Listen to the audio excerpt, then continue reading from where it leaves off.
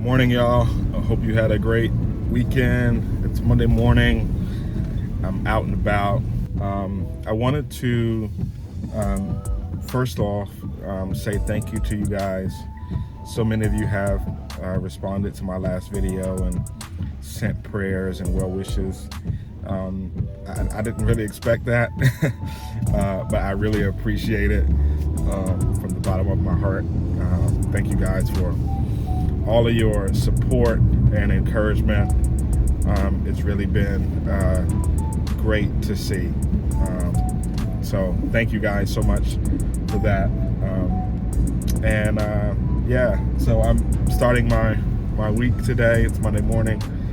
It's kind of snowing a little bit here. Well, it's more like freezing rain. But the weather is not that great. But you gotta keep pushing. In my last video, I mentioned to you guys that I was waiting for a closing to take place. That closing did happen, but it was interesting. Well, actually, that whole transaction from start to finish was interesting. I don't want to get into all the details because it's I don't want to bore you, but it was just interesting. Like I said, this was for a client of mine that was purchasing a property, and the closing was Friday. We have been under contract since September, so that alone would give you some indication of what kind of transaction this was, that it took this long to close. But anyways, the closing was Friday. It was actually supposed to be Thursday. It got pushed to Friday. It was supposed to be Friday morning. It ended up getting pushed to 3 o'clock on Friday, which is problematic because one, it's Friday and it's heading into the weekend, and two, when it happens that late in the day and when you require what's called funding approval, which is basically when the lender has to get all the closing documents back or certain critical documents back, and then they give the green light to the title company to actually disperse all the funds, right? And I'm gonna talk about how the notary plays such an important role in that process at a closing.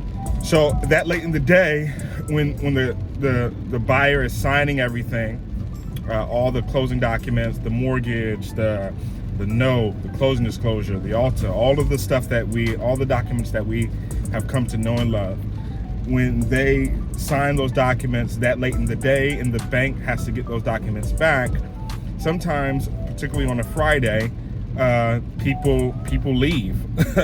Despite the fact that they know they have a closing, people at the banks, at the lenders, sometimes will leave. Most of the time there should be someone there to provide funding approval, but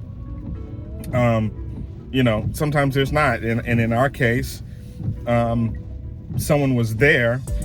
We got funding approval, but then there was an issue with the funds that the lender sent over, so they had to backtrack and hold funding, so title couldn't disperse all the proceeds to the seller, the commissions.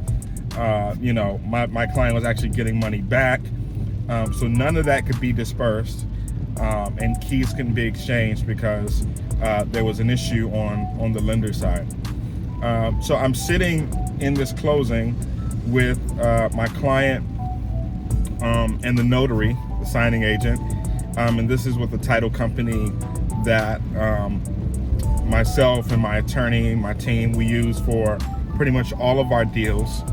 And the notary I've done, this particular notary is one of the notaries that I use as well and that I prefer. There's a couple others that I know, actually through loan signing system, that are connected to this particular title company. So I typically will request one of a few different notaries, and this particular notary is one of them. So because I like them, because they're great. They do a great job, they're thorough. and they represent the title company well. My client was finished signing all the documents. All the documents got sent back to the title company and to the lender right then and there. The notary had his portable scanner. Some things he had to scan, some things he had to take photos of and upload. But everything was sent back. And then what's interesting about this, and what's maybe more unique about working direct or going direct as a signing agent, particularly working with buyers purchasing primary residences, is that the notary's job is not just to get in many cases, not just to get the paper, the documents signed, but to also get them back immediately to the title company and to the lender so that funding approval can be granted. And that's critical because essentially the buyer needs to get keys, seller needs to get their money, realtors need to get their money. All of this, everything needs to flow. And the notary is an important gatekeeper in that process. And so the notary has to obviously make sure documents are executed correctly, make sure they're sent back correctly and essentially immediately. But to not be in such a rush to get through the closing that you make a mistake in that process because there's a lot at stake.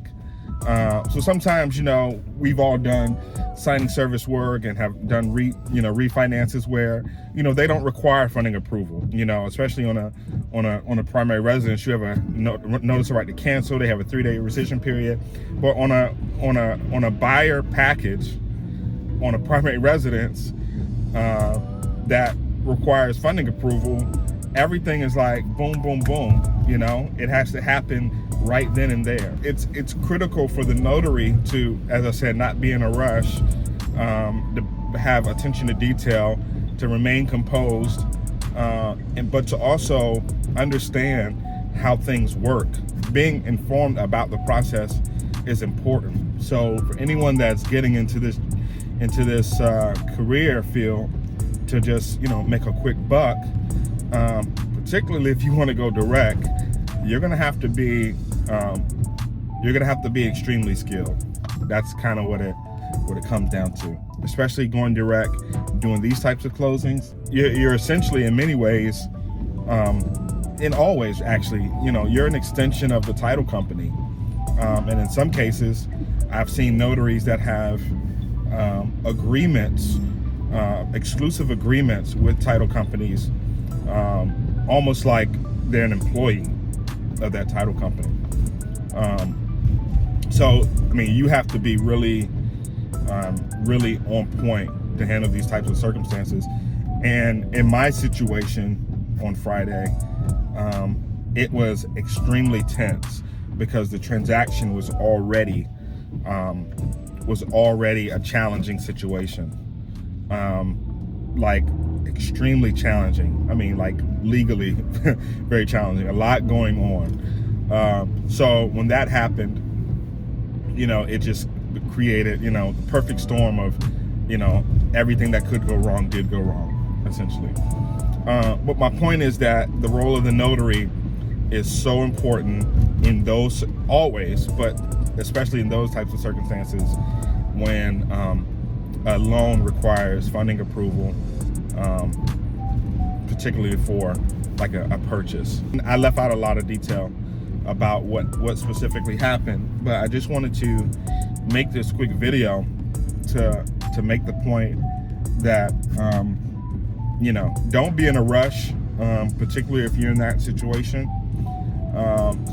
Take your time, but also educate yourself on how this process works so that and you can appreciate the importance of what you're doing, and it's not just watching someone sign papers.